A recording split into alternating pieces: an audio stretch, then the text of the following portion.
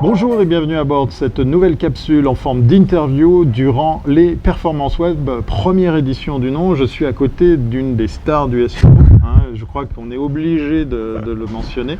Laurent, si tu avais l'occasion de te présenter, ça donnerait quoi? Alors, je fais partie maintenant de ce qu'on appelle les dinos du SEO.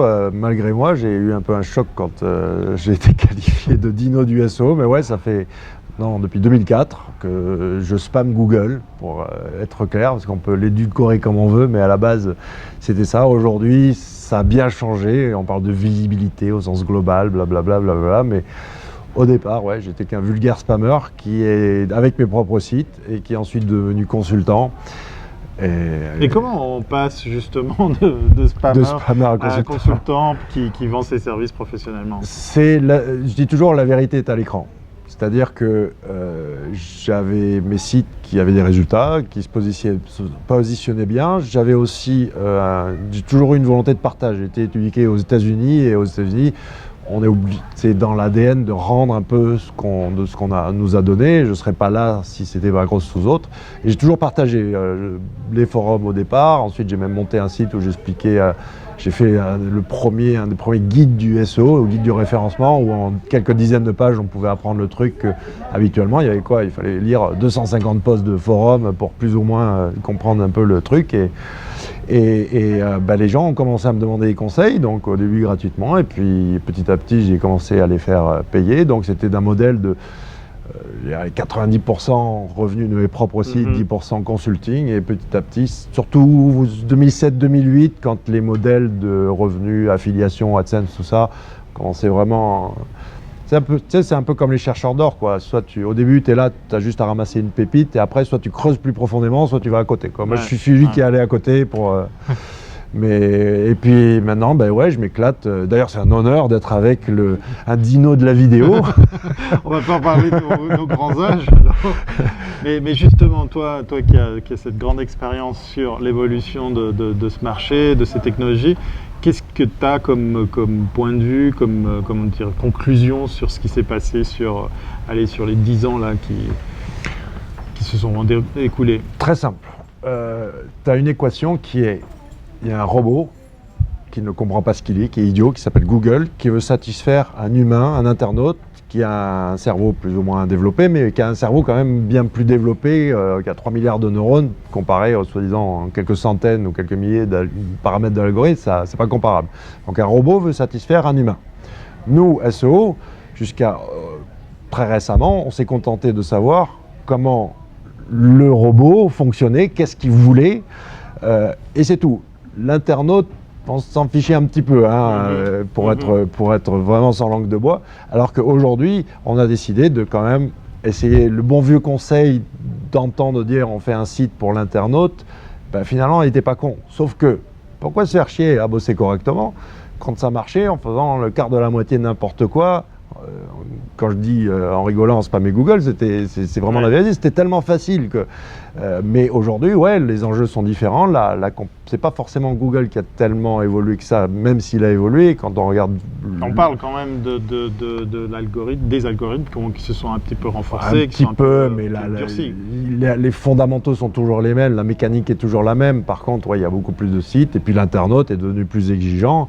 Et puis surtout, c'est quand même beaucoup plus gratifiant d'essayer de faire... Et puis on est obligé, quoi. C'est même plus une question à se poser. L'évolution globale de l'écosystème, de la concurrence de Google et tout ça, fait que, oui, on doit... Mais tu sais, le bon SEO, je dis toujours, c'est un peu comme le rat, il va survivre à une guerre nucléaire, quoi. On sait s'adapter, on sait progresser. Un bon SEO, il va toujours, quels que soient les enjeux, arriver à s'adapter. Est-ce qu'avec ton expérience, tu as l'impression qu'on a aussi évolué côté internaute? Moi, j'ai l'impression, c'est mon avis, qu'on ne sait pas toujours très bien utiliser un moteur de recherche. Est-ce que ça, c'est quelque chose que tu peux confirmer, que tu peux infirmer, que tu peux préciser? Ça dépend à quel niveau. Monsieur, madame, tout le monde cherche un produit, un service en ligne et se branche sur Google. C'est compliqué la question, parce que encore une fois, jusqu'à quel niveau tu veux aller? Est-ce que tu veux là, juste choisir un lave-linge ou est-ce que tu veux vraiment trouver une information super tu vois, précise, répondre à une question? Mais à la base, tu as besoin d'une réponse à une question ou d'une solution à un problème.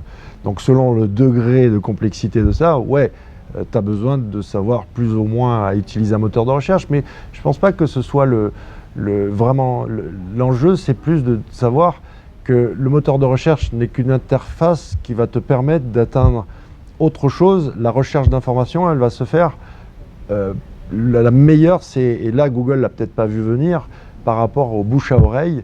Par exemple, moi je préfère poser une question à Twitter qu'aller chercher sur Google. Si je veux savoir un outil je te dis au hasard, un outil de crawl et d'analyse de log, d'accord, ben, je vais aller sur Twitter, dire conseillez-moi un outil, on va me dire bon bah il y a Botify.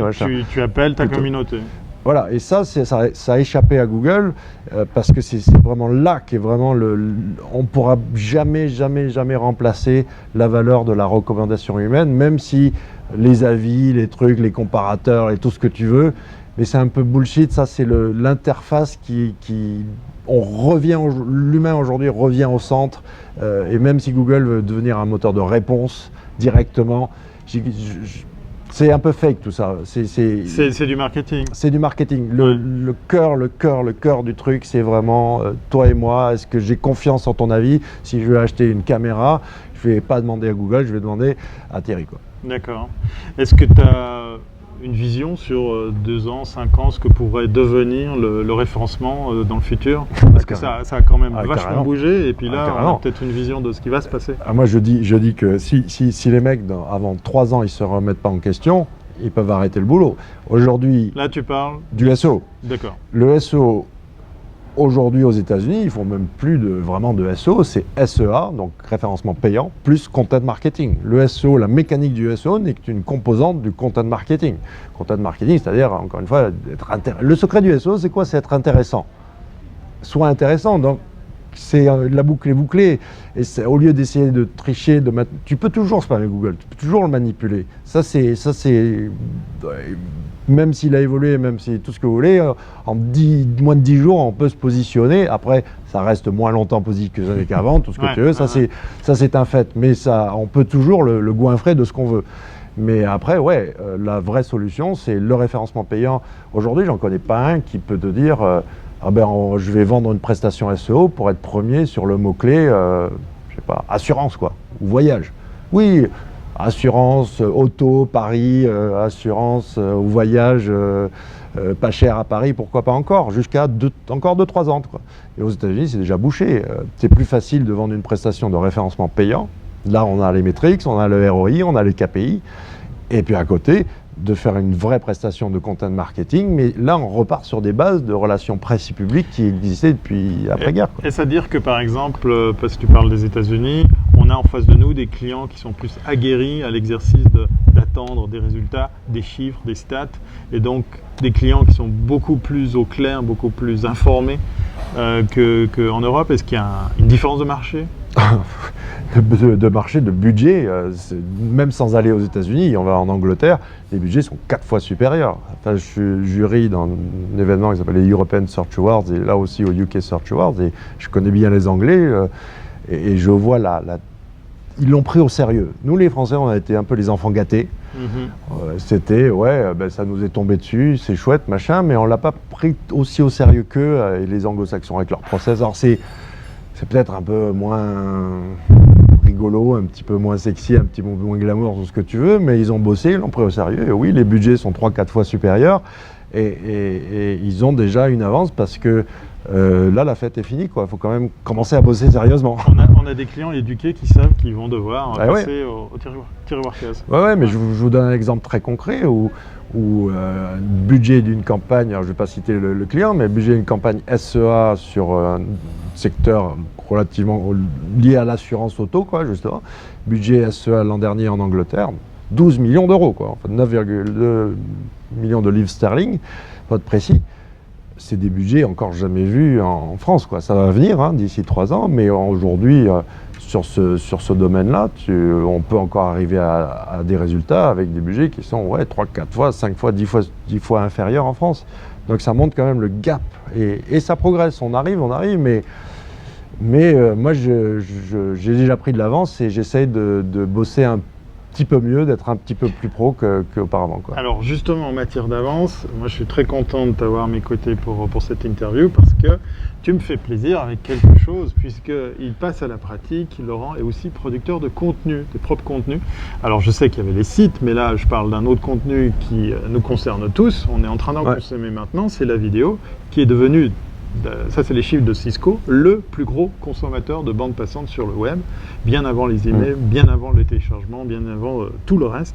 Donc c'est devenu le médium par excellence. Qu'est-ce qui t'a poussé à créer justement du contenu vidéo autour de ton métier? Alors 2007-2008, je suis reparti bosser à New York et moi j'arrivais avec Twitter, machin, tout ça. Et là-bas, il était déjà 100% vidéo. Et je suis revenu, ça fait maintenant 5 ans, j'ai commencé à créer un podcast, machin. Et moi, je mets le pari que, encore une fois, alors, je sais pas, là, je peux pas mettre de date, mais ça va arriver très rapidement.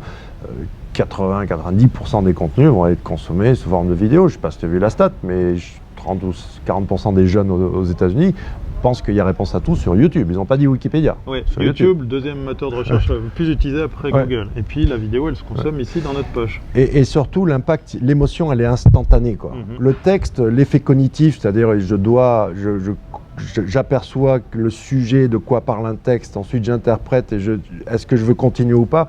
Le temps d'adoption qui va être de 5 à 10 secondes avant de dire est-ce que je continue ou pas, il est beaucoup plus difficile à convaincre sous forme textuelle. Il faut faire du copywriting, des phrases qui vendent, machin, c'est tout un art, alors qu'en vidéo, un pauvre clampin qui a une GoPro ou un smartphone, et puis il arrive quand même de suite, même si c'est pas bien, même si le son, tout ça, l'émotion elle est là, directe, et c'est ça le plus important.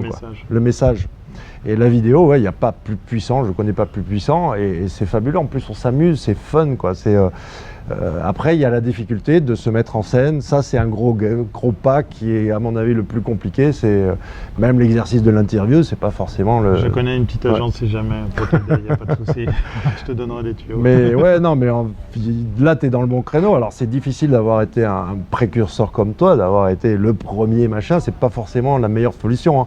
C'est pas la meilleure position non plus. Il faut être à l'heure, pas en avance, pas en retard. Il faut être à l'heure et moi, c'est un peu ma capacité, toujours être. Je suis arrivé sur la vidéo quand je pensais que c'était le moment et j'étais le premier dans mon secteur d'activité au moment où je pensais que c'était adéquat de le faire, quoi.